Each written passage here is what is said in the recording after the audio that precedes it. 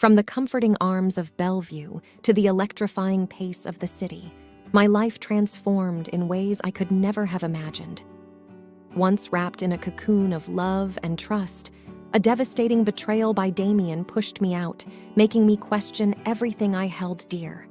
I remember the pangs of pain, the numbing nights, and the struggle to find a foothold amidst the city's chaos. Yet, this is not just a tale of loss.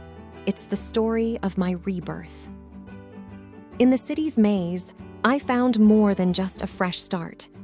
Alongside Maya, a beacon of strength and ambition, we ventured into the tech world, creating Lux Life. This wasn't merely an app. It was our dream molded into digital reality, a bridge between luxury and the everyday. But my journey wasn't only about corporate successes or accolades. It was about confronting the wounds Damien had inflicted, the shadows that loomed large even as Lux Life shone bright. There were reacquaintances, unexpected and intense. Encounters that reopened old scars, but also offered closure. Every step, every setback, every victory shaped me, teaching me resilience, the power of forgiveness, and the beauty of new beginnings. So, come walk with me. Dive into my narrative, witness my rise from the depths of heartbreak, my relentless drive in the tech realm, and my eventual reconciliation with the past. This isn't just my success story. It's the testament of how, even when shattered, the human spirit can piece itself back together, stronger and more radiant than ever. My name is Amanda, and this is my story. I'd often walked the idyllic streets of Bellevue, feeling the sun-dappled leaves caress my face. It wasn't just the beauty of the town that charmed me, but also the dreams it held. Every brick, every corner, and every smile I exchanged with the townsfolk spoke of the life I'd painstakingly built with Damien. The town had been a silent witness to our story. We met at the Bellevue Summer Fair. He, with his hazel eyes and quick wit, had approached me at one of the stalls. Hours were spent talking, laughing, and sharing our dreams. It wasn't long before we found ourselves deeply in love, and with that love, we built our dream, a boutique hotel at the edge of town. Years blurred into one another as our hotel grew in popularity. The scents of fresh roses, the hum of our busy staff, and the laughter of our guests were the soundtrack of my life. Each corner of the hotel whispered stories of our combined dreams. I vividly remember designing the rooms, selecting fabrics for the curtains, and poring over menu cards for our in-house restaurant. Late evenings often saw me in our garden, sipping on a cup of tea, surrounded by the sweet scent of blooming flowers. The soft glow of the fairy lights, intertwined with the branches, created a magical ambience. Everything felt right. Everything felt perfect. That was until the day reality came crashing down.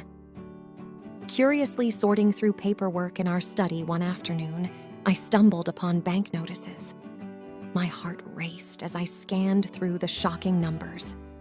The hotel was in deep financial trouble. How had this happened? I'd been so meticulous with our funds, always ensuring we lived within our means.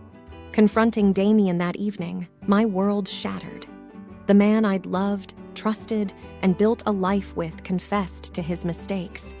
Not only had he gambled away our savings, but he'd also hidden his affair.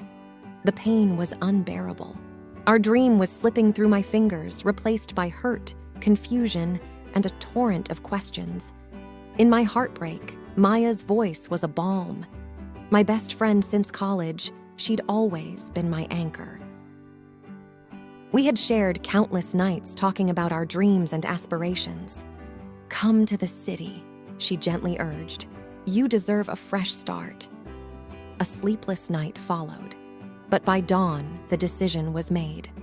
Bellevue held too many memories, and I needed to distance myself.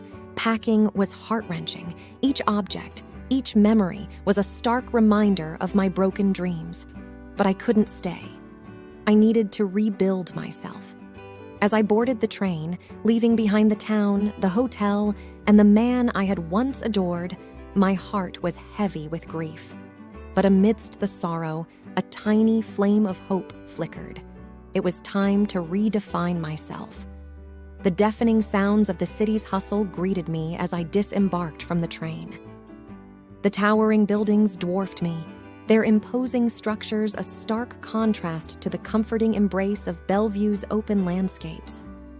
It felt like an alien world, one where everyone was on a mission, their faces set with determination, their pace unfaltering. Maya's apartment, located in the heart of the city, became my refuge. From her window, the cityscape spread out like a sea of lights, twinkling as day turned to night.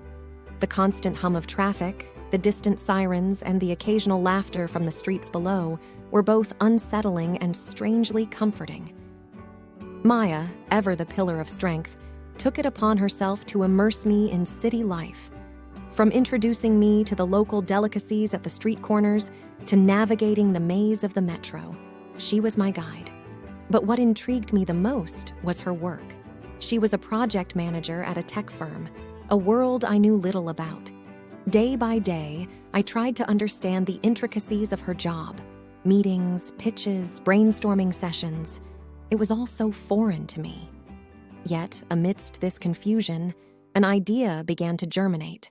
The world of tech was vast, filled with possibilities. I realized there was a gap, an untouched niche that combined luxury hospitality with technology.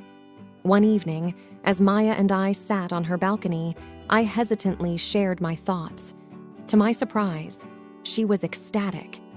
"You need to pitch this," she declared, her eyes gleaming with excitement. "It's revolutionary." Weeks went by as I worked on my idea. With Maya's guidance, I learned the ropes of the tech world, attending workshops, networking events, and countless seminars. As my concept took shape, I named it Lux Life, an app that would seamlessly integrate luxury services for high-end clients, offering them experiences like never before. Drafting a proposal, securing meetings, and finding potential investors became my daily grind. The world of business suits, PowerPoint presentations, and venture capitalists was daunting.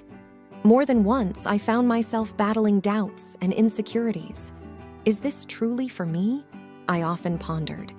Can I succeed in a domain I know so little about? One particularly challenging day, after a disheartening meeting with potential investors, I returned to Maya's apartment feeling defeated. The memories of Bellevue, of my failed dreams, seemed to haunt me. But Maya, sensing my despair, enveloped me in a warm hug. "You've got this," she whispered. "Remember why you started." With renewed vigor, I delved deeper into the development of Lux Life. And as days turned into weeks and weeks into months, the app began to gain traction. From initial skeptics, there emerged a growing number of believers. Lux Life's potential was undeniable. It promised something the market had never seen, and I was at its helm. As the one-year anniversary of my move to the city approached, Lux Life was set for its official launch. Invitations were sent, the media was buzzing, and anticipation was high. But even as I prepared for this monumental moment, my thoughts often drifted back to Bellevue, to the past I had left behind. The launch date was set in a prestigious city hotel, an ironic twist considering my history with hospitality. The venue was abuzz with journalists, potential clients, investors, and a sea of curious faces. As I stood backstage, adjusting my outfit and going over my speech one last time, anxiety gripped me. Could I really pull this off? I thought. What if it fails? But when the lights dimmed and I stepped onto the stage, something changed.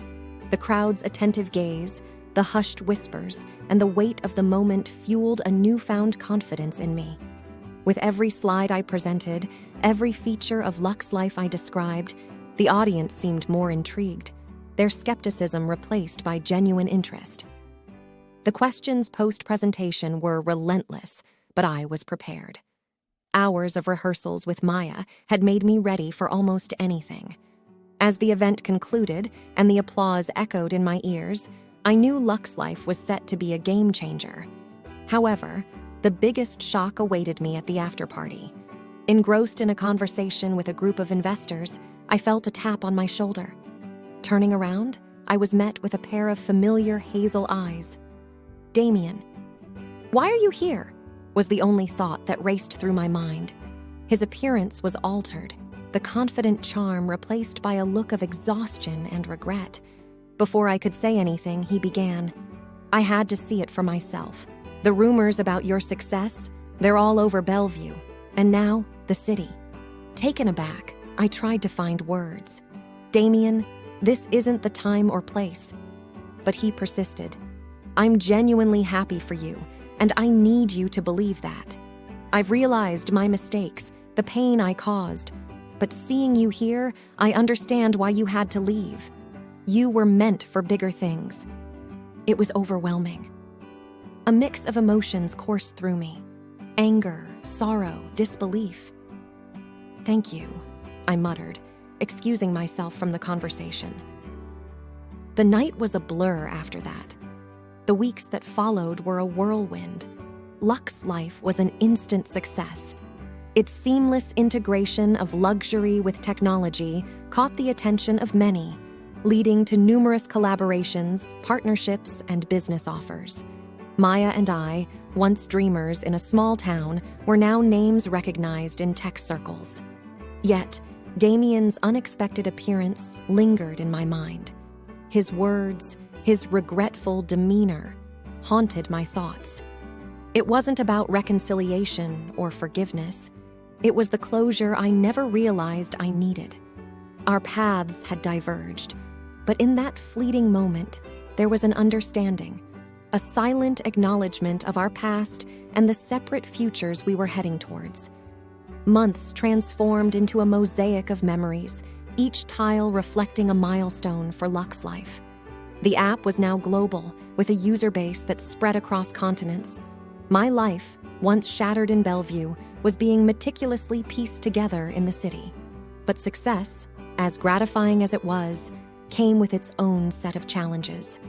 Late nights became a norm, with sleep being a luxury I could seldom afford.